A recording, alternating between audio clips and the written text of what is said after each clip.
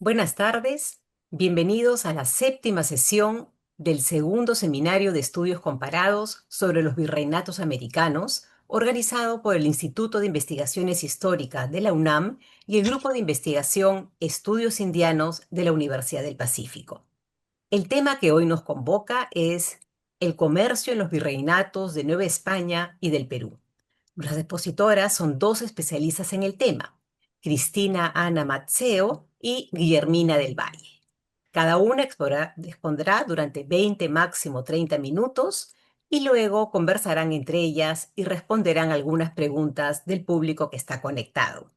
También quería informar a nuestro público que es tan fiel que ya las 6 sesiones anteriores se pueden ver por el canal de YouTube del Instituto de Investigaciones Históricas de la UNAM. Empezaremos con la doctora Mazzeo, a quien tendré el placer de presentar. Cristina Mazzeo es historiadora, graduada en la Facultad de Filosofía y Letras de la Universidad de Buenos Aires, magíster en Historia del Perú por la Pontificia Universidad Católica del Perú y doctora en Ciencias Sociales por el Colegio de Michoacán, México. Es docente de la Pontificia Universidad Católica del Perú desde 1995. Sus áreas de investigación son la independencia, la financiación de las guerras, el comercio, los comerciantes en el área del Pacífico, estudios comparativos entre México y el Perú. Actualmente es catedrática de la Pontificia Universidad Católica del Perú, miembro del Instituto Ribagüero, de la Sociedad Bolivariana y de la Asociación Peruana de Historia Económica. Dirige en la actualidad el Grupo de Investigación de Historia Económica, GIECO, de la Pontificia Universidad Católica del Perú. Dejo con ustedes a la doctora Mazzeo. Muchas gracias. Muchas gracias por la invitación. Muchas gracias, Martina. Súper interesante hacer este tipo de eventos. Aunque estamos a la distancia, me parece muy grato. Bueno, yo voy a trabajar, voy a explicar, digamos, voy a comentar cómo se fue desarrollando el comercio de Perú y el virreinato junto con España y cuáles fueron los cambios trascendentes que se fueron dando a lo largo del siglo XVIII. Mi especialidad es más bien el siglo XVIII, desde reformas borbónicas en adelante, pero voy a hacer una pequeña introducción en qué consistía esa carrera de Indias, cómo se definía el sistema mercantil, y luego voy a hablar, me voy a detener. Bueno, voy a seguir conversando de cómo fueron esas reformas. Así que, si me permiten, voy a compartir pantalla para iniciar eh, creo que se puede ver. Perfecto, ¿no? Eh, el PowerPoint que voy a pasar. Entonces, eh, como dice ahí, desde mediados del siglo XVIII y el impacto de las reformas en el caso del Perú. La carrera de Indias, ¿no? Cómo se definía el tránsito entre América y España, eh, estuvo, digamos, guiado por una serie de leyes que se establecieron y que intentaron establecer un sistema monopólico, fundamentalmente, entre lo que era Sevilla en un primer momento y luego los principales virreinatos que eran México y Perú. Y acá vemos justamente un mapa de donde llegaban, ¿no? Los barcos, principalmente a Cartagena de Indias, luego pasaban a Portobelo y en el caso de México hacían primero en la Española, lo que es, digamos, Santo Domingo actual, y luego iban a Veracruz, y de regreso iban a La Habana. Entonces, era el lugar más importante de la conexión, tanto del Perú como de México y España, en la zona que corresponde al Caribe. Acá tenemos un siguiente mapa donde justamente vemos la flota de la Nueva España, principalmente, o de la SOG, es decir, lo más importante que se recibía principalmente era el azogue, que era fundamental para la explotación de la, eh, de las minas, que era lo que más les importaba. Esto estaba todo regulado, este sistema estaba regulado y controlado por la Casa de Contratación de Sevilla. Luego, ya con el tiempo, no me voy a detener aquí, pero digamos que con el tiempo Sevilla se va a trasladar a Cádiz, donde estaban los principales comerciantes, y entonces se van a iniciar una serie de cambios y de procesos. Lo que quiero aclarar también que este sistema que justamente vemos acá, que abarcaba todo lo que es el Caribe, cómo llega al Perú. Definitivamente había que llegaba, es decir, en Portobelo cruzaba, ¿no? La zona de lo que hoy es el Canal de Panamá, pero que en ese momento no existía canal alguno. Entonces las mercancías iban a lomo de mula y llegaban al Pacífico, o sea que de todas maneras tenía que tener un pase por aquí, por la zona de Centroamérica. Y es acá donde se conectaba justamente con la Armada del Sur. Era una armada especial, en este caso eran los galeones, ¿no?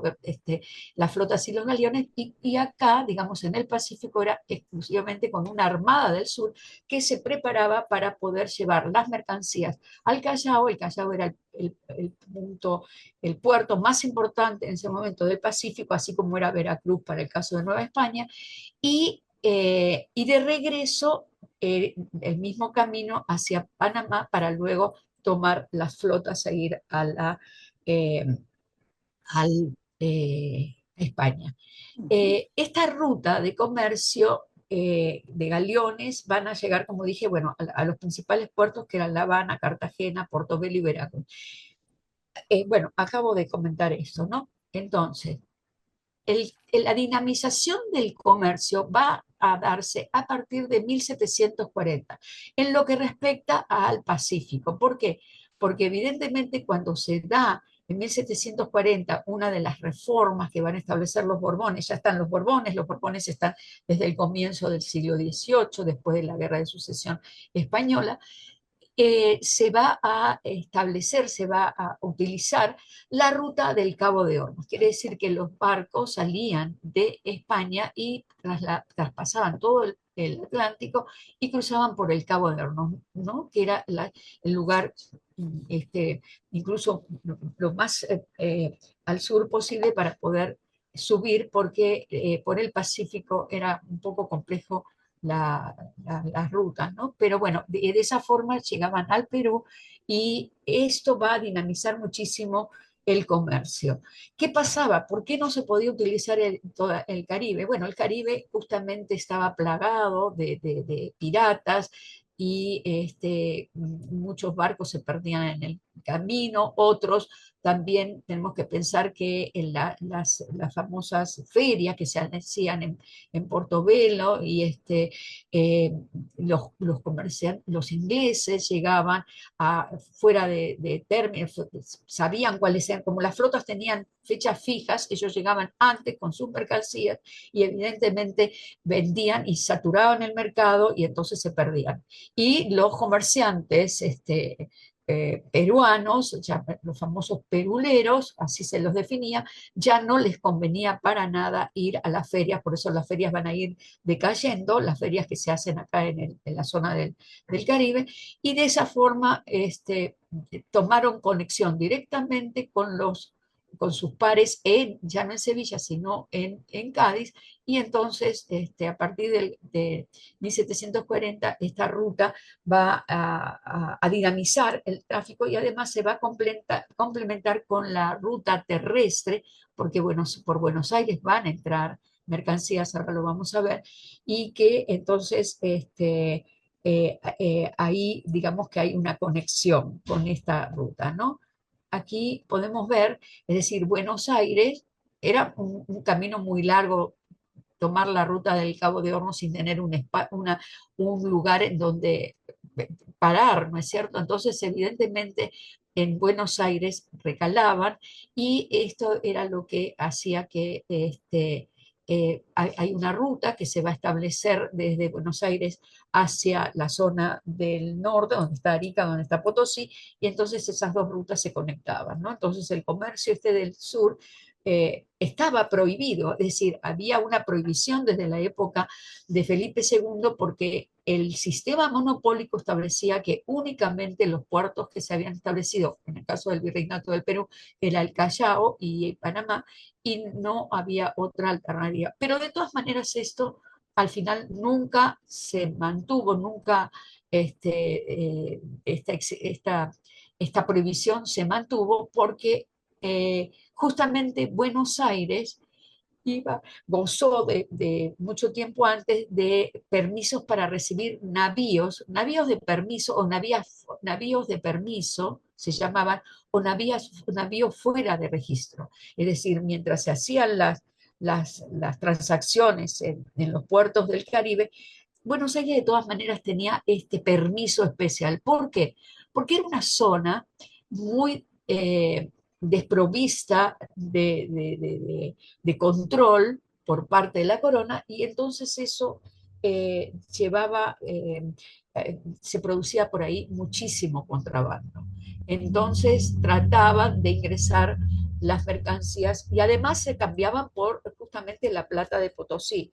Eso fue una de las razones por las cuales justamente se va en un momento dado a crear el virreinato del Río de la Plata, porque la corona se dio cuenta que perdía demasiado dinero, demasiados recursos que podía obtener este, eh, por los impuestos que se debían pagar, porque esta zona incluso se llegaba a hablar que Buenos Aires era una cueva de contrabandistas, ¿no? Los grandes comerciantes estaban en Lima y aquí eran, digamos, los que trataban de negociar fuera de los términos que había establecido la corona, ¿no? Eh, Arica, a ver, Arica también fue un puerto fundamental porque acá en el anterior no lo podemos ver, ¿no? Pero digamos está el Callao y anterior al Callao, digamos como límite, ¿no? ¿No? Tenemos el caso, ahí está Paita, este es el Callao, más abajo está Arica. Y Arica era un puerto importante porque desde Arica, toda la plata que se juntaba, digamos, en Potosí salía por Arica y de Arica iba al Callao y de Callao se hacía las transacciones con la corona. Pero a su vez, por este puerto también ingresaban mercancías, ¿no? Y es la conexión entre el Atlántico y el Pacífico. Quiere decir que Arica era como una especie de enclave, ¿no? Que conectaba la ruta del sur, la ruta que entraba por Buenos Aires, y eh, lo que podía entrar por el Pacífico. Este, este puerto, como digo, era fundamental porque por ahí era mucho más fácil llevar en La Plata de Potosí directamente eh, al Callao, ¿no? Este circuito de La Plata, ¿no? De Arica, era importante porque, como digo, articulaba toda la región del sur, pero a su vez esta plata en bruto que se extraía de las de Potosí se llevaba también en caravanas hasta las cajas reales de Arica, y bueno, como ya lo dije, ¿no? Y ahí se refinaba, se acuñaba y se iba al Callao. Esta ruta seguía al Panamá y atravesaba el Istmo. Y en el caso de hacia abajo, digamos, esto es toda la ruta que conectaba todas estas ciudades, estas conexiones, podía salir por Buenos Aires, que se supone que no debía salir, pero como entraban mercancías con ese navío de permiso o ese navío de fuera de registro, ¿con qué se pagaba eso? Con plata. Entonces, esta ruta, que era la que seguía el camino de Buenos Aires, por eso digo que conectaba ambas, eh, hizo que esta zona hubiera un contrabando demasiado extenso, ¿no? Era endémico desde el comienzo, es decir, la corona siempre intentó mantener cerrado en un monopolio, pero va a establecer incluso aduanas en Córdoba, aduanas en Jujuy, ¿no? Si volvemos acá, ¿no? Es decir, lo que sería el centro, a ver, aquí mucho más, acá está Salta, acá está Jujuy, para llegar a la zona de Potosí.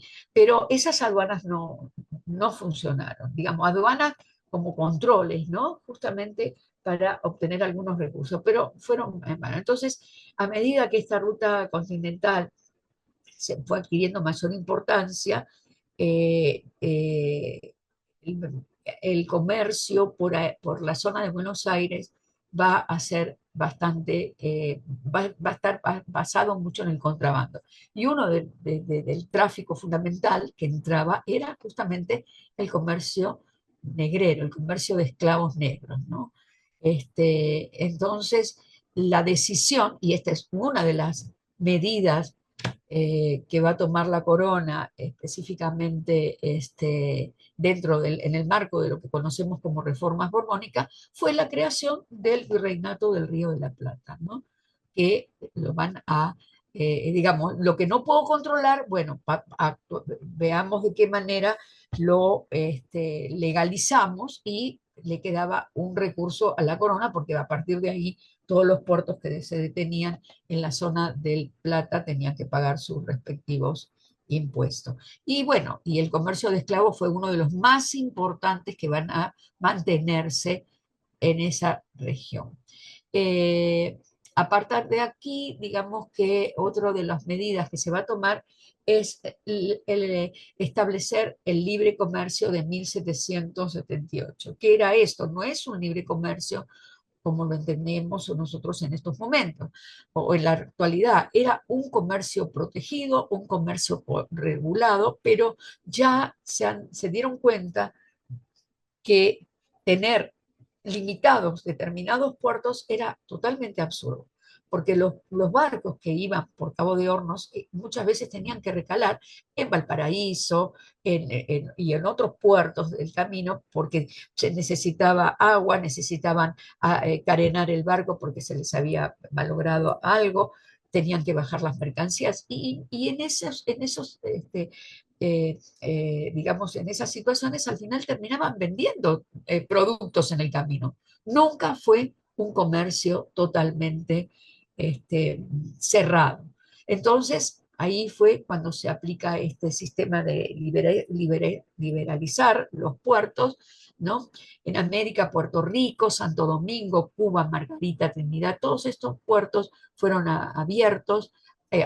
Se abrió Valparaíso, se abrió, bueno, Ica ya estaba, ¿no? Arica, perdón, ya estaba, Guayaquil, un rosario de puertos que se abrieron en la zona del Pacífico para ya comerciar entre ellos y también recibir mercancías directamente, ¿no? Y en el caso de la península lo mismo, ya no era solamente Cádiz, Sevilla y Cádiz estaban vinculados por lazos mercantiles, de Sevilla pasa a Cádiz, en Cádiz estaban los principales mercaderes, pero se van a abrir otros puertos como Málaga, Alicante, Cartagena, Barcelona, Santander, todos estos puertos. No obstante, de acuerdo a algunos registros, por lo menos los que llegan al Perú, la gran mayoría, hasta 1817, la gran mayoría de las embarcaciones provienen de Cádiz. ¿Por qué? Porque ahí estaban los negocios, es decir, ahí estaban los grandes comerciantes vinculados a los comerciantes peruanos y entonces, por ejemplo, Barcelona, muchos puertos, muchos barcos de Barcelona llegaban al Atlántico y llegaban al puerto de Buenos Aires cuando se da esta apertura, que les convenía más. Es decir, pero no llegaban a Lima, no llegaban. Entonces, otra de las cosas que van a hacer este reglamento va a reducir la cantidad de impuestos que habían, porque la cantidad de impuestos que había que pagar complicaba mucho el comercio y además esto era una de las razones también por las cuales se incentivaba el contrabando, porque cuando llegaban, si no había autoridades, buscaban alternativas de no pagar. Entonces, se reducen muchísimo los impuestos, son varios, y se queda únicamente uno de 6% del el valor para las mercaderías españolas y 7% para pagar las mercaderías extranjeras, ¿no? los otros aranceles de los productos que llegaban de España no se modificaron, ¿no? Pero entonces quiere decir que esto también va a ayudar a que se dinamice el comercio. Entre este sistema de dinamización del comercio se va a dar también en la libertad del comercio de esclavos. El comercio de esclavos hasta 1789 estaba en manos de compañías mercantiles. Primero fueron los franceses, después que se firma la Paz de Utrecht en 1713, van a ser los ingleses que tienen la potestad de ingresar mercancías justamente y además tener ellos la posibilidad del comercio exclusivo de esclavos y, y, y también otras compañías que también fueron los portugueses, ¿no? Que eran los que traían directamente de las costas del África. Pero Buenos Aires tenía la posibilidad de ingresar esclavos negros de Brasil, que lo tiene ahí nomás. Entonces salían mucho más baratos. Es decir, en lugar de ir al África a buscar esclavos negros, esclavizados, para trabajar en las haciendas, en las minas, los traían directamente de Brasil. Y eso los hacía que el puerto de Buenos Aires fuera prácticamente un puerto de comercialización de esclavos, ¿no?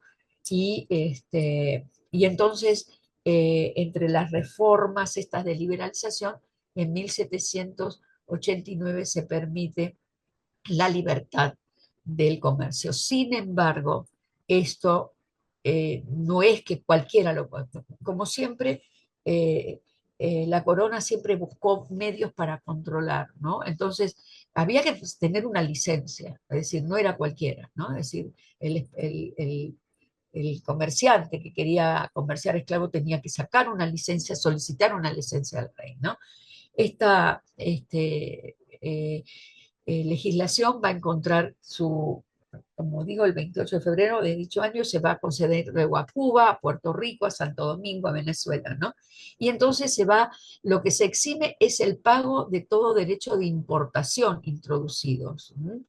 Eh, Porque antes es la alcabala la que se deja de pagar. Ahora, si desde el puerto se vende cierta cantidad de esclavos hacia otras regiones, ahí sí paga la alcabala, ¿no? Correspondía que la alcabala es el, el, el impuesto a las ventas, ¿no? Lo que sería el impuesto a las ventas.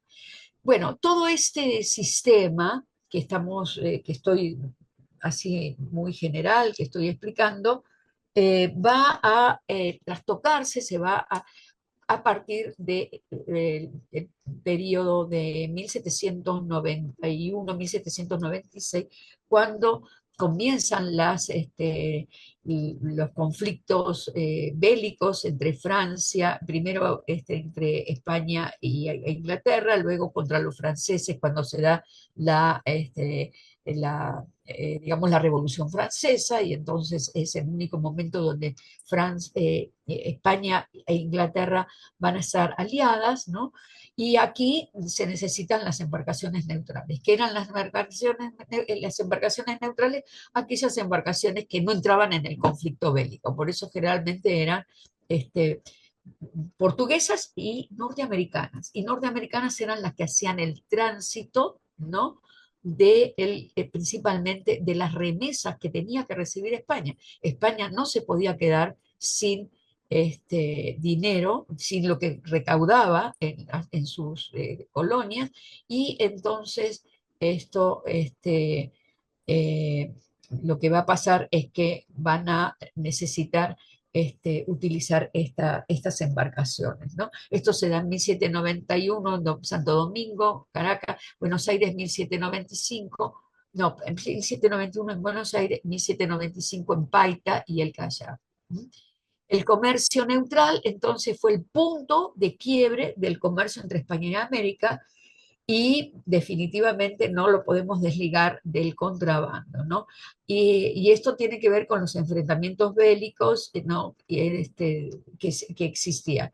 Hay una nueva regulación que va a afectar principalmente a las corporaciones. Yo no he hablado de las corporaciones, que eran los que trataban de defender los intereses de los comerciantes, pero digamos que va a afectar, es decir, los comerciantes van a estar, principalmente los comerciantes americanos, digamos, del Perú, a través del consulado se van a quejar muchísimo. Y hay diferentes etapas, porque este comercio con neutral se va a ir modificando según los momentos de guerra. Primero, la guerra contra Inglaterra. Segundo, la guerra contra Francia de Napoleón, en donde justamente la Junta Central va a estar aliada con los ingleses. La tercera parte ya es la etapa de la independencia, entre el 20 y el 21. Es decir, por eso consideramos que ese es el quiebre total del comercio con digamos, de este sistema, ¿no? Ahora, también, como era el comercio de esclavos, que se necesitaba una licencia real, acá pasa lo mismo. El comercio neutral estaba en el marco de lo que llamamos el marco del privilegio. ¿Qué significa esto? Que se necesitaba también una concesión real y no era para todas los comerciantes. En el caso del Perú, bueno, yo trabajé justamente a Lavalle, que la familia en sí, hay un representante de Lavalle muy cerca del rey, había hecho varias concesiones a la corona y entonces le valió no solo el título de conde de premio real, sino también dinero que había ofrecido para hacer levantar al regimiento de granaderos del Estado. En concreto, este sistema que ya es como que no pueden sostener, no pueden, prácticamente estoy sobre la hora, me voy a apurar un poquito, prácticamente no lo podían eh, controlar y quedó es el gran momento del comercio, de la expansión mercantil. A esto se va a sumar la pérdida de la flota en 1805, ¿no? De la pérdida de la flota francesa y española, razón por la cual quedaron que los caudales a España los va a llevar a cabo una firma inglesa, que está muy relacionada, eso lo debe saber Guillermina también, el tema de esta casa Gordon y Murphy. Es una firma inglesa que tenía un representante en España, pero también va a tener un representante en el consulado de Veracruz. Y esta firma, acá está la familia Murphy, llevaba mercadencías al puerto de Veracruz y de ahí mandaba este, el oro, la plata y todo esto a España. Y en el caso de Perú, únicamente fue la familia Lavalle, uno de los hijos de este primer comerciante, Juan Bautista, y con su hermano que estaba radicado en Cádiz, ellos logran esa aceptación, ese permiso, ese privilegio para comerciar con. Y hay muchísimos barcos, acá no los puedo decir, digamos y las transacciones que hacían. El gran opositor a todo este sistema fue Abascal.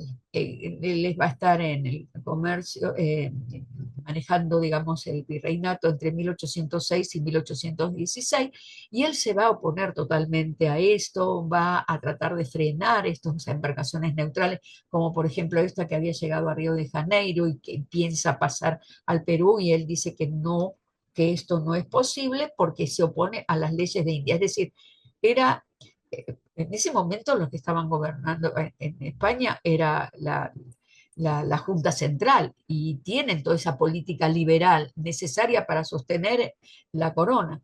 Pero Abascal se sentía como más, muy, eh, digamos, se oponía totalmente. Él decía que las leyes de Indias prohibían ese comercio, porque se habla de comercio con extranjeros, pero en realidad el comercio es con Inglaterra, ¿no? El consulado, por supuesto, se opone.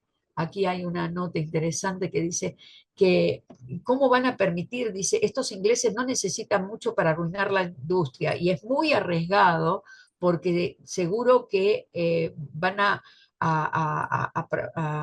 aprovecharse de esta circunstancia y van a, a someternos mucho más. Ahí no se logra ver porque parece que esta imagen está un poco enfrentada. En concreto, y acá está lo curioso, ¿no? El consulado ya estoy terminando, el consulado se queja, los comerciantes a través del consulado se quejan, no quieren saber nada de que se abra el comercio con Neutral. Sin embargo, luego comerciantes de manera independiente, como Pedro Abadía y José Arismendi, van a solicitar licencias de libre comercio y ellos van a dar mayores donativos a la corona. Quiere decir que desde el punto de vista individual, los comerciantes quieren hacer sus propios negocios. Ahora, como institución que lo empleaba, que era el consulado, considera que, digamos, eh, eh, se oponían, ¿no? Pero bajo cuerda ellos trataban de hacer.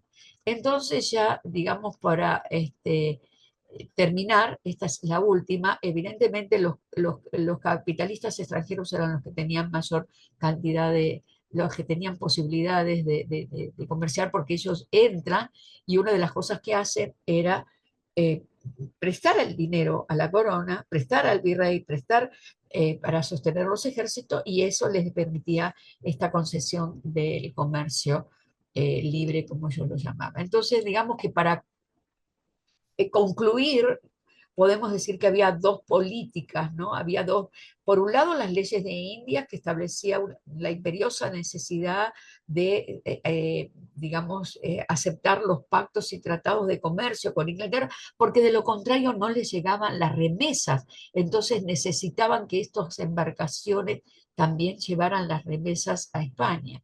Pero había incluso acuerdos, porque con el rey Jorge II está el contrato firmado de la casa, el rey de Inglaterra y la Junta Central. Pero por otro lado, los comerciantes que buscaban sus propias alternativas, ¿no?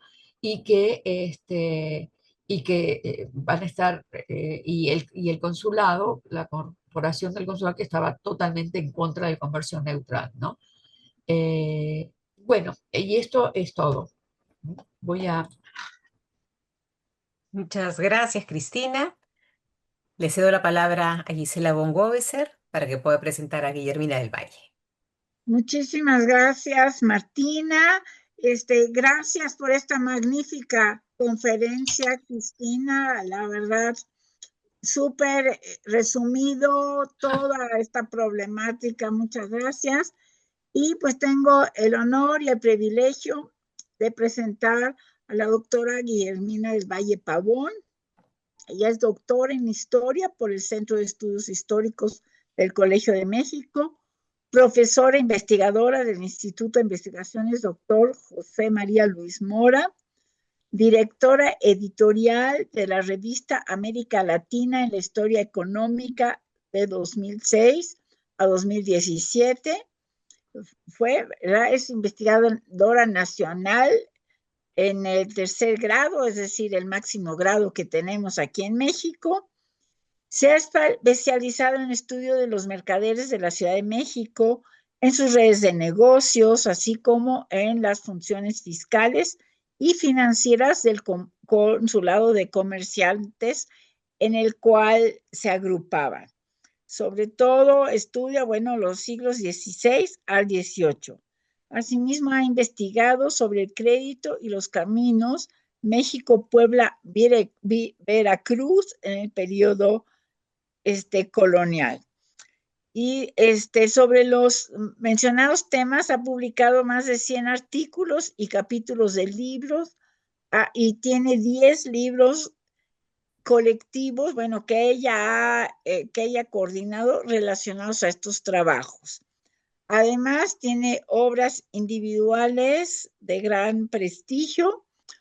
Voy a dar unos cuantos títulos: Donativos, préstamos y privilegios, los mercaderes y mineros de la Ciudad de México durante la Guerra Anglo-Española de 1777-1783, finanzas piadosas y redes de negocios, los mercaderes de la Ciudad de México ante la crisis de Nueva España, el camino México-Puebla-Veracruz, comercio poblano y pugnas entre mercaderes al fines de la época colonial, es decir, temas que se relacionan íntimamente con lo expuesto por la maestra o la doctora Maceo.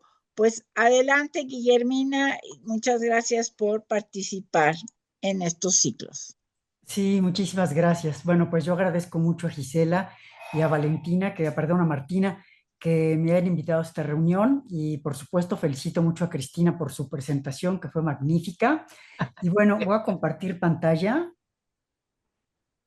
Bueno, pues vuelvo a agradecerles mucho y bueno, mi texto, la ponencia que voy a presentar se refiere al comercio entre los virreinatos de México y Perú a fines de los siglos XVII y XVIII. Si quiere pasar, por favor. Bueno, este es el contenido de la exposición que tengo, que son los mercaderes de plata de Ciudad de México, que eran quienes dominaban el comercio en el Virreinato de Nueva España. En segundo lugar, cómo estos mercaderes operaban con respecto al comercio de los peninsulares y la autonomía que adquirieron en el comercio pacífico. En tercer lugar, voy a presentarles cómo comerciaban con géneros de Castilla y China en el Perú a fines del siglo XVII y por último, cómo a partir de la apertura comercial de 1774 volvieron a comerciar con el Perú porque este comercio había quedado suspendido. Entonces, si quiere pasar la siguiente lámina, por favor.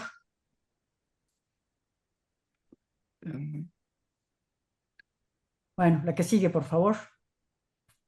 Bueno, este es el mapa de la Nueva España. Entonces, ustedes pueden ver que hay un centro, el punto central, que es en donde se ubica la Ciudad de México. La Ciudad de México estaba en el centro del virreinato y era el núcleo de la red de caminos que articulaba todo el virreinato. Esto es válido tanto para fines del 17 como para fines del 18. Entonces, bueno, como pueden ver ustedes, los principales puertos que son el puerto de Veracruz y el puerto de Acapulco, en donde están las anclas, ¿no? Al oriente y al poniente del virreinato, hacía que estos mercaderes se encontraran en el centro y también eran el centro de los caminos que articulaban con los principales reales mineros del virreinato. Son todos esos puntos que ustedes pueden ver en donde están los instrumentos para la explotación de las minas. Y estos mercaderes dominaron el comercio que se sostenía tanto dentro como fuera de Nueva España por el hecho de que ellos financiaban la producción de plata en el virreinato. Y durante todo el periodo colonial, la plata fue el principal medio de pago a nivel mundial. La plata era codiciada en todos los continentes por todos los monarcas y todos los mercaderes, entonces todo el mundo quería comerciar con Nueva España. Sin embargo, como ya nos expuso Cristina, la corona española tenía un monopolio comercial en donde con Europa únicamente se podía comerciar a través de España, a través del sistema de flotas que ella lo expuso, y por el Pacífico únicamente se permitía el comercio con Filipinas, que era la colonia más remota de los españoles, que estaba en plena Asia. Si quiere pasar, por favor. Entonces, bueno, aquí pueden ver ustedes la centralidad de la Ciudad de México con respecto al comercio con Europa, ¿no? Por el lado de, el oriente, y con respecto al comercio con Asia por el lado del Pacífico. Ven ustedes las rutas, ¿no? Simplificadas, por supuesto, ¿no? O sea, la ruta de ida a Manila, la ruta de regreso, y también algo que fue muy importante desde que llegaron los españoles a México fue que se estableció un intenso comercio con el Perú. En un principio, México abastecía al Perú de una cantidad de manufacturas que todavía, porque todavía en Perú no se había desarrollado una industria. Esto hizo que se estableciera un comercio bastante activo desde el siglo XVI, pero cuando se estableció el comercio con Filipinas en 1575, resulta que como ahora, ¿no?, los bienes de China eran sumamente baratos y de buena calidad, y por lo tanto los peruleros venían al puerto de Acapulco, Nueva España, a comprar fundamentalmente los productos asiáticos. Y los mexicanos también enviaban algunos de los productos europeos que les llegaban a ellos en la flota. ¿Por qué? Porque el sistema de galeones que llegaba al Istmo de Panamá, en donde deberían de comerciar los peruleros, en algunas ocasiones fallaban o llegaban los galeones a Panamá, y por lo tanto iban al puerto de Acapulco, en donde podrían disponer tanto de los bienes europeos como de los bienes asiáticos, que eran muchísimo más baratos que los bienes de Europa. Algunos de menor calidad, pero de todos modos disponían de ambos bienes. Si quiere pasar la que sigue, por favor. Bueno, aquí están la plata, ¿no?, las barras de plata y la moneda de plata. La moneda de plata mexicana tenía una alta calidad, así como la moneda peruana, la que se producía en Potosí. Entonces, por eso la moneda mexicana era deseada y codiciada por todas las naciones del mundo en esta época. Y había la particularidad que la moneda se pagaba 5 veces más alta en Asia que en Europa. Por lo tanto, los mercaderes de México preferían comerciar con Asia que con España. Si pasa la siguiente, por favor. Bueno, aquí están los principales productos que se consumían, ¿no?, en Europa y en España. Productos agrícolas andaluces, telas finas, barras y herramientas de hierro y acero fundamentalmente. Y en Filipinas, que eran productos asiáticos, telas de seda y algodón, porcelanas, productos de lujo y cera de abeja, que era muy codiciada en la época porque tenía muy buen olor. Y también los peruanos, como ustedes saben, pues Perú fue el principal productor de plata durante los siglos XVI y XVII. Entonces, los peruanos llegaban con grandes cantidades de plata al puerto de Acapulco, en donde compraban los productos asiáticos y los productos europeos. Además, también traían el azogue de Huancavelica, que era muy codiciado en la Ciudad de México, porque en México no se producía azogue, y el que llegaba de España, procedente de las minas de Idria y de Almadén, también fallaban a veces las comunicaciones y no llegaba, o había, bueno, y además había el monopolio por parte de la corona, que elevaba el precio del azogue, y por lo tanto el azogue peruano era más barato. Además de comerciar con plata y azogue, que eran muy requeridos, también comerciaban cacao de Guayaquil, vino y otros productos menores, ¿no?, como aceitunas. Si quiere pasar la que sigue, por favor. Bueno, estas son las flotas de la carrera de Indias. La que sigue, por favor. Como les decía, los mercaderes de plata de la Ciudad de México se llaman mercaderes de plata porque son quienes controlan la producción y la circulación de la plata. Ellos participaban en la carrera de Indias de dos maneras: como encomenderos de los cargadores de Sevilla y Cádiz, y compraban directamente las mercancías que llegaban en la flota. La que sigue. Y también comerciaban bueno, la que sigue, por favor. También comerciaban en el Pacífico. Aquí pueden ver ustedes nuevamente, ¿no? Y preferían ellos comerciar en el Pacífico porque ahí ellos tenían gran autonomía, además de que obtenían muchas mayores ganancias por el hecho de que la plata tenía mayor costo. La que sigue, por favor. Entonces, bueno, aquí venían los cargadores que procedían de Sevilla y Cádiz. Esta es una imagen de Sevilla. La que sigue. Y aquí están nuevamente los productos que intercambiaban por plata, básicamente. Ahora la que sigue, por favor. Aquí están, bueno, la plata que se cambiaba por tintes y por cacao. Y estos eran los productos que intercambiaban fundamentalmente por los textiles y las herramientas españolas. La que sigue. Sin embargo, como les decía, a través de la nao de China, o el galeón de Manila, como era conocido el navío con el que comerciaban con el puerto de Manila, y a través de Manila con China y otros lugares de Asia, ellos podían enriquecer notablemente su comercio. La otra, por favor. Bueno, esta es una imagen de la nao de China. la que sigue, por favor. Bueno, ¿qué sucedía con este comercio de géneros de Castilla y China con el Perú a fines del siglo XVII?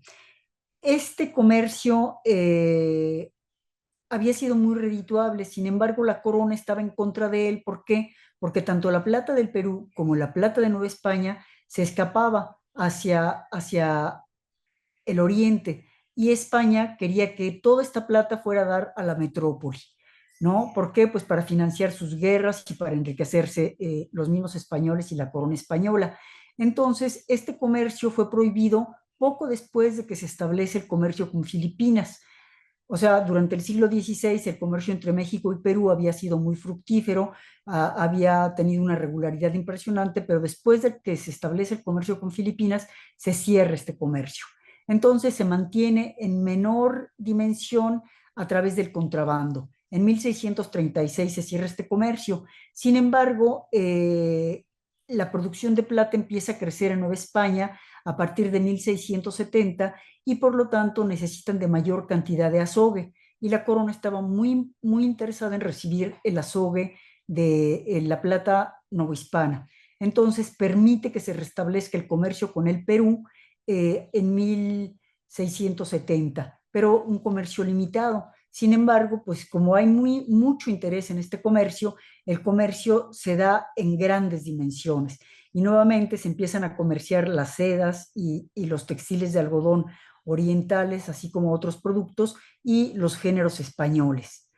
Si cambia, por favor.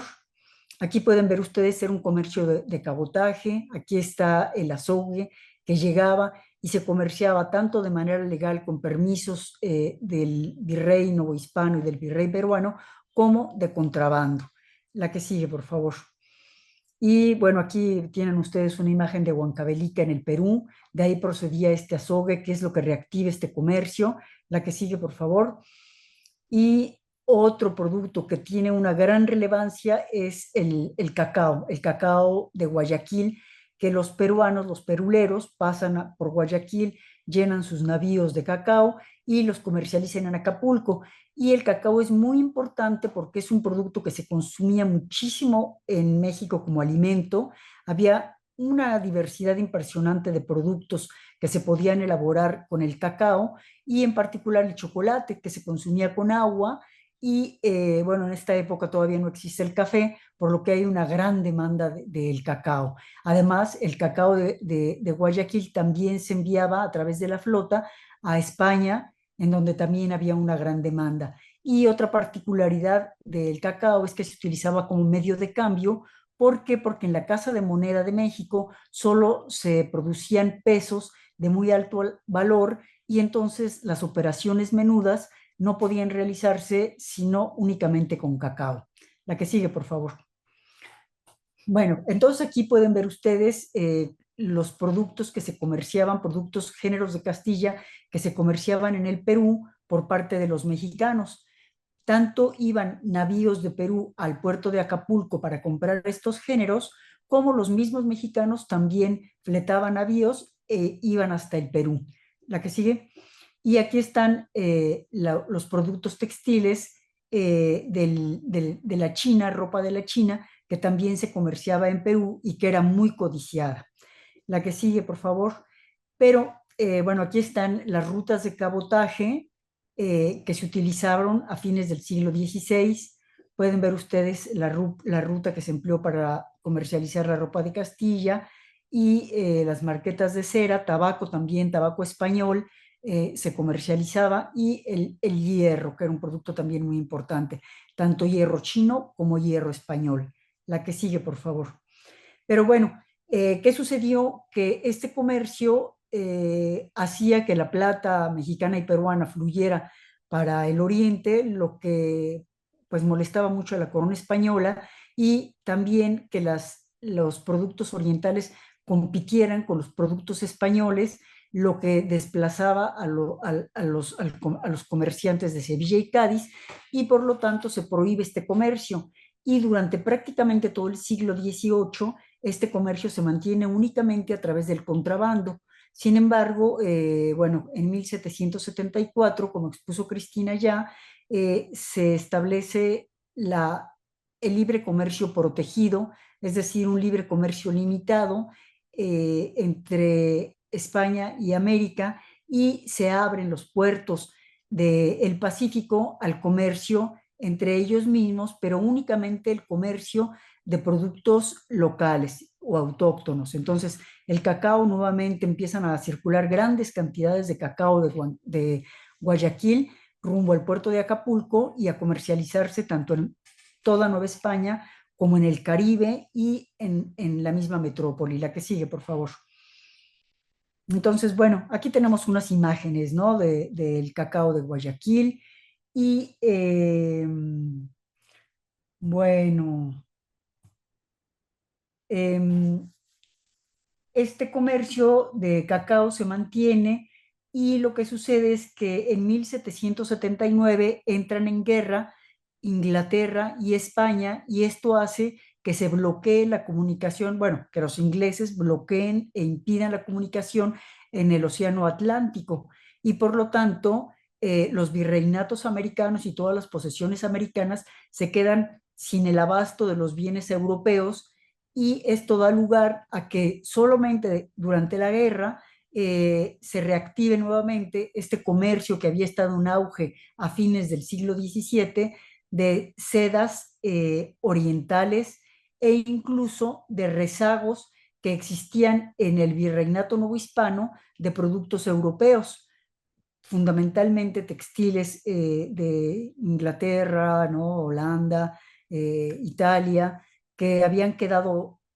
en el mercado novohispano sin venderse. Entonces, digamos que en esta etapa coyuntural se reactiva este tráfico.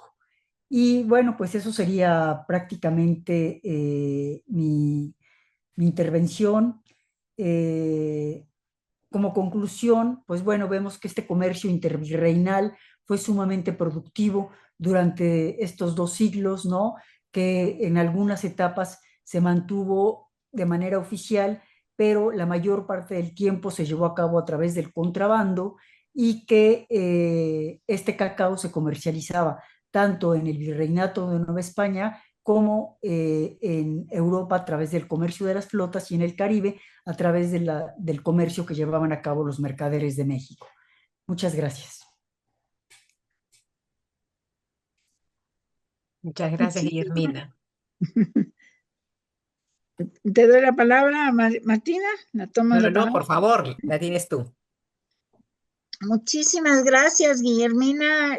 Yo creo que ambas conferencias se complementaron de manera perfecta y nos dieron una idea pues bastante cabal de las dimensiones que tenía el comercio en esa época, que uno a veces se impresiona cómo con pues medios que hoy día desde nuestra perspectiva nos parecen bastante limitados, pues se pudo haber eh, eh, pudo haber un comercio tan extenso, tan fructífero y tan continuo, ¿no? Durante los 3 siglos del virreinato.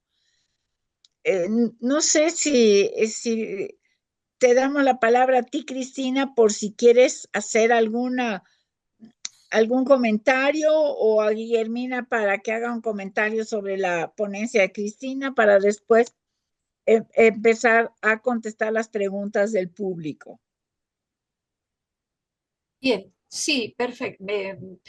Bueno, yo conozco todos los trabajos de Guillermina y muy bien la síntesis y aparte lo que se ha dedicado, que es justamente la comercialización entre los dos virreinatos, que evidentemente la corona ponía ciertas reticencias, pero a la larga se hicieron.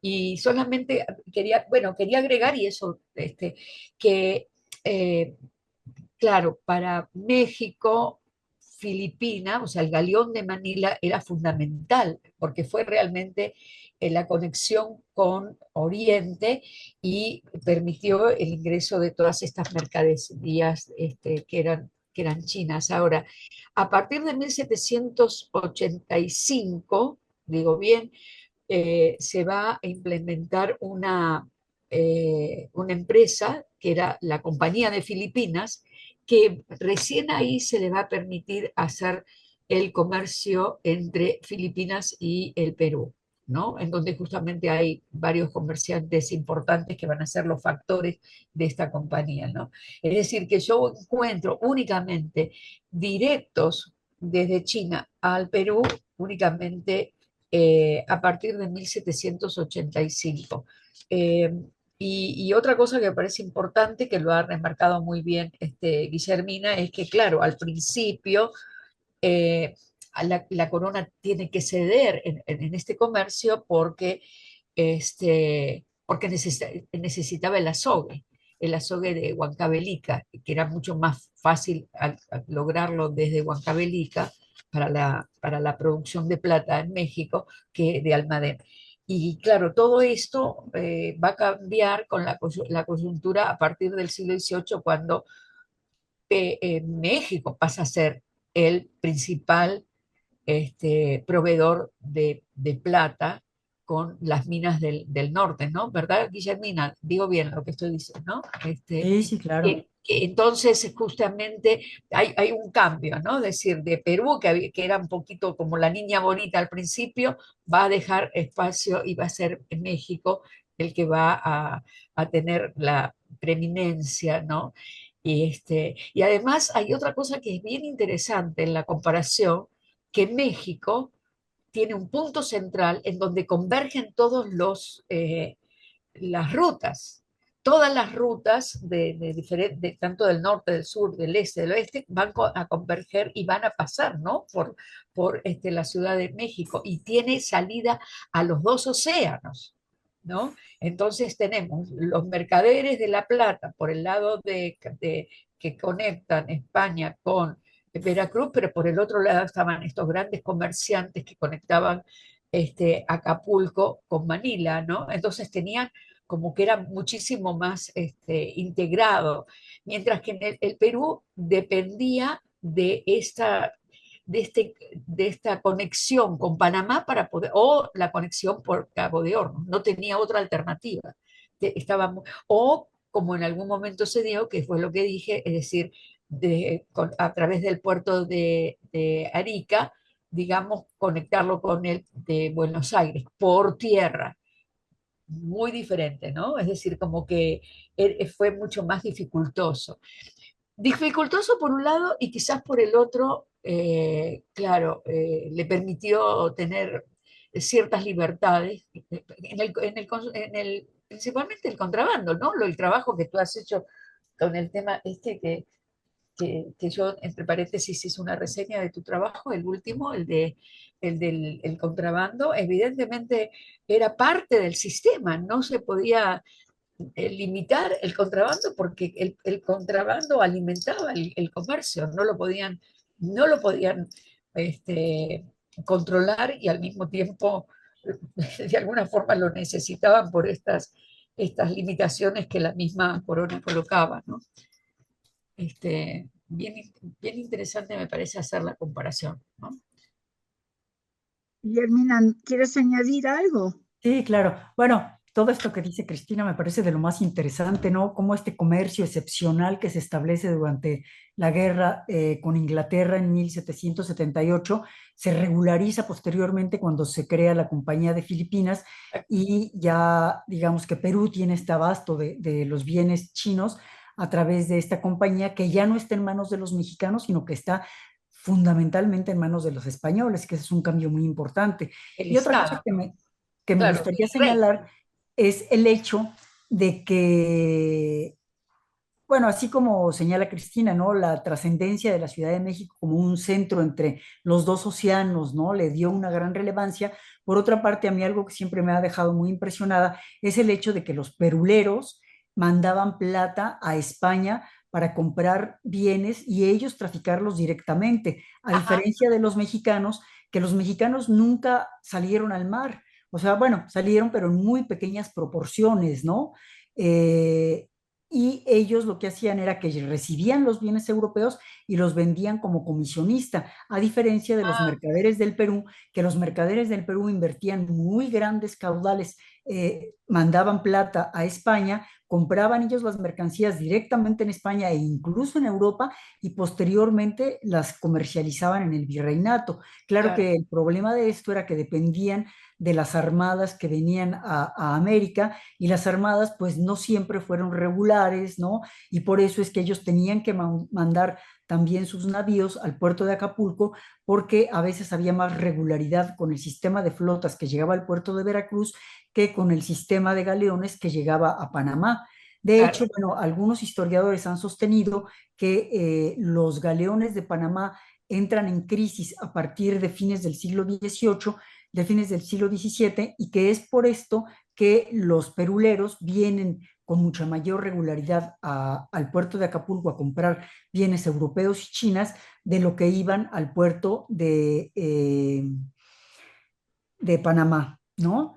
Y el Callao también, eso también tuvo que ver con el hecho de que no solamente podían comprar las mercancías europeas que se las daban a precios muy altos los españoles porque las monopolizaban, sino que también compraban los bienes asiáticos que tenían mucho mejores precios.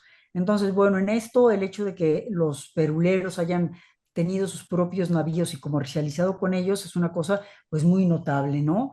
Que no se dio en el caso mexicano. Claro, pero por eso las relaciones familiares, los peruanos, digamos, los comerciantes españoles que estaban en el Perú siempre tenían un referente en España que era el tío, el sobrino, el primo, no sé, o sea, eran como vínculos porque ellos eran los que le proveían, ¿no?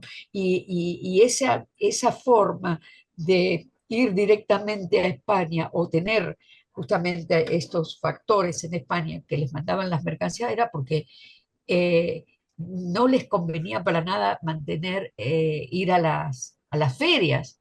Y al final por eso las ferias también van a decaer, porque ellos no iban a comprar, o iban, o sea, directamente se iban a España. Yo quería preguntarte una cosa, que creo que ahí ha habido un error en lo que yo he recibido como información, que claro, como no había relación directa con China, en el caso del Perú, decía que los productos chinos, eh, que la mercancía china debía ir a España y desde ahí la mandaban al Perú.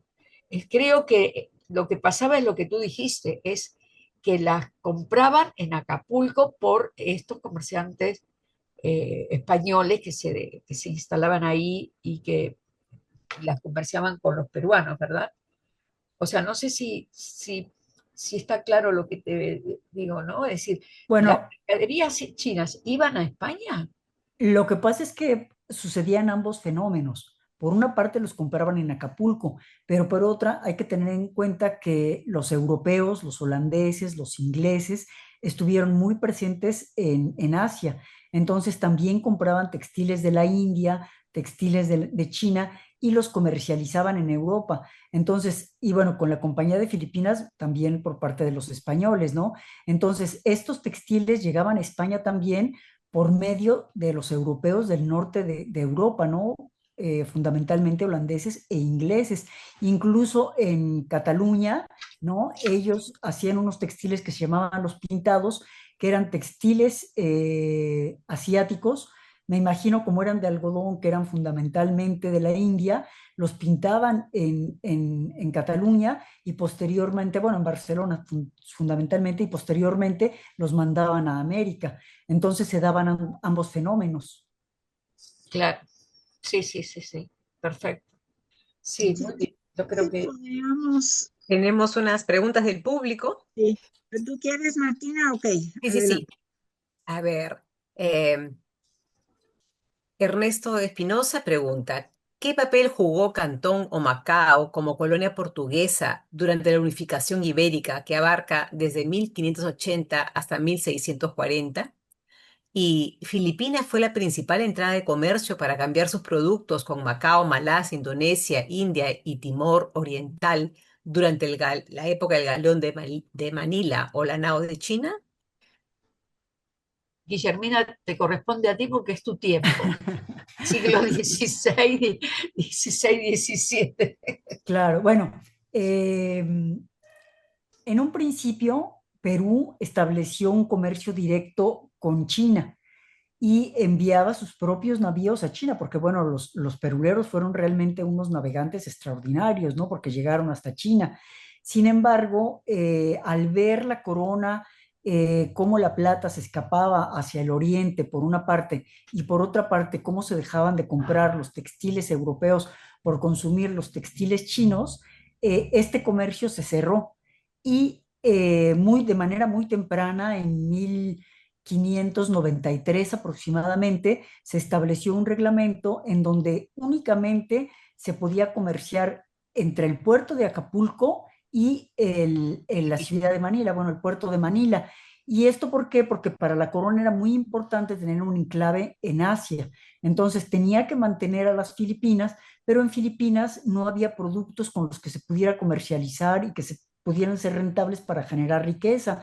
O sea, con trabajo se logró hacer un monopolio del tabaco en Filipinas, pero siempre fue muy pobre su producción agrícola y no tenían minas, entonces era muy difícil sostener esta posesión, este enclave en Asia, y por ello se permitió que se comerciara. Y la corona siempre quiso que fueran los manilos quienes tuvieran el control de este comercio. Sin embargo, eso no era posible porque para comerciar con China y con estas posesiones que tú mencionas, ¿no? Con la India y todos los demás lugares importantes de Asia, hacía falta la plata. Entonces era necesario que la plata llegara de Acapulco, ¿no? En el siglo XVII, plata peruana fundamentalmente, y en segundo lugar, plata mexicana, y en el siglo XVIII, en donde ya Nueva España toma la vanguardia en la producción de plata, la plata mexicana. Entonces, únicamente se podía comerciar entre Acapulco y Manila. Y en un principio se permitía a los manilos ir a las posesiones asiáticas a comerciar bienes, pero la corona también limitó este comercio porque tenía miedo de que se expandiera y se llegara a independizar la colonia de Manila, y prohibió que los manilos salieran en sus embarcaciones a comerciar a las posesiones asiáticas, y lo que hacía era que estableció una colonia de chinos en Manila, en donde los chinos traían los bienes del resto o sea, de China y del resto de Asia, y también, bueno, llegaban algunos navíos de la India y de algunas otras posesiones, pero los manilos no podían salir. Entonces, ¿quiénes fueron quienes dominaron este comercio? Los mercaderes de Ciudad de México, ¿no? A través de la nao, en donde ellos enviaban la plata para comprar estos bienes asiáticos. Gracias, Guillermina. Una pregunta para Cristina. Dice, más que una pregunta, un comentario que hace Juan Panda. Dice, los Andes fueron una barrera natural en el virreinato del Perú. La relación de contrabando se mantiene actualmente entre el Perú y Bolivia, territorios conocidos en el virreinato como Bajo y Alto Perú. Los indios tenían sus cajas de ahorro y le prestaban dinero al rey. Sí, es cierto. Eran eh, las cajas de indios, que era donde se establecía el tributo. Es que cuando el rey y digamos, necesitaba dinero, los reclamos eran muchísimos y todos los virreyes tenían que aportar. Y esas cajas, es cierto que ese dinero, pero ojo, porque se prestaba con a un interés determinado. Justamente durante el gobierno de Abascal, un representante digamos, de los indios, Eizaguirre, en el caso del Perú, se quejaba de que justamente habían dado el dinero y que no le pagaban el valor, el porcentaje que correspondía, sino que pagaban creo que el 3% cuando debían pagarle el 6%. Porque una de las formas también para incentivar a que haya este dinero que necesitaba la corona era pagar, era como una especie de préstamo. Si luego digamos, se devolvió o no, se devolvió, eh, digamos, será visto en la documentación de, de la, digamos, de Indias. Pero bueno, con respecto al contrabando, nosotros siempre hablamos y comentamos, ¿no? El contrabando, el contrabando.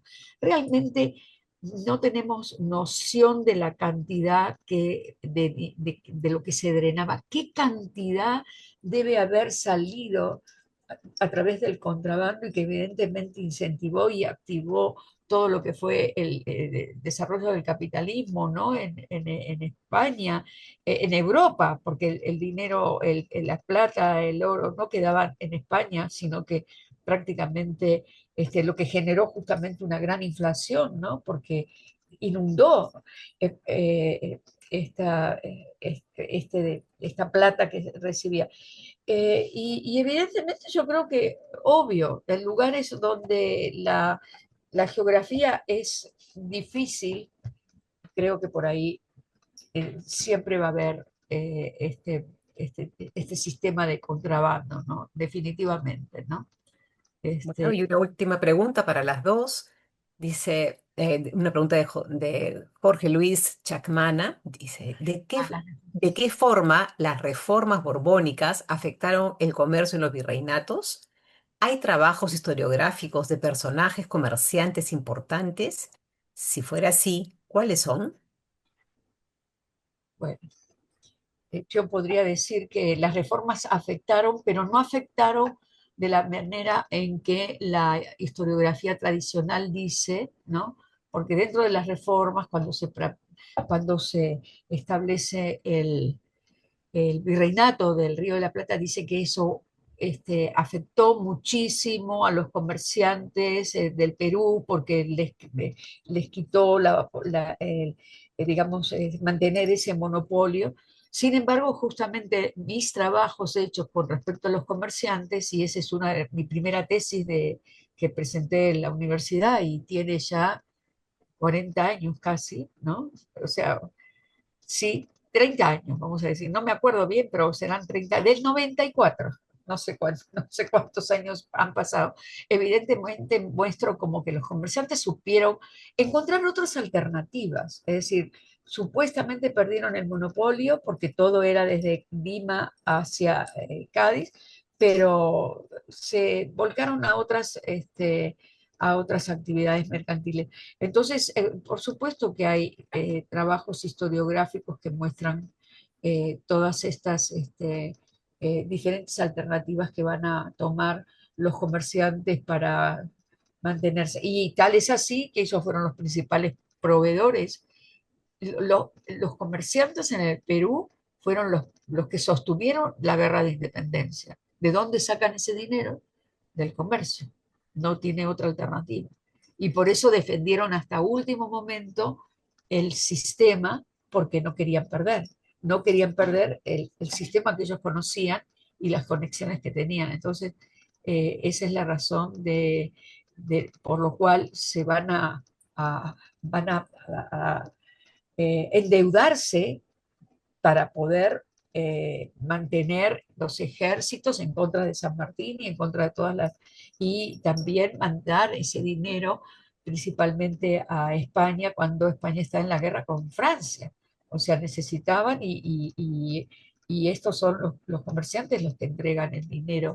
Como digo, diferentes formas, ¿no? Había cupos, había empréstitos y había a veces donativos. Es decir, como diciendo, bueno, y entonces el rey cedía algún privilegio para ese comerciante que había entregado el donativo. Cupos, que eran los cupos de guerra, ¿no? Y de alguna manera, y también como dije, los que expresaban a un interés determinado, ¿no? Sí, había diferentes formas. Bueno, eso es todo lo que puedo aportar. Sí, bueno, y sí, en efecto, las reformas trajeron consecuencias importantes porque la primera medida que introdujeron en términos comerciales fue la supresión de las ferias y las flotas. Es decir, llegaba cada 2 o cada 3 años aproximadamente entre 20 y 60 navíos cargados de mercancías. Entonces, esto hacía que los mercaderes de Ciudad de México, y me imagino que los del Perú, pudieran comprar con grandes capitales la mayor parte de la carga que traían estas flotas y por lo tanto monopolizar el comercio de los bienes europeos al interior del virreinato.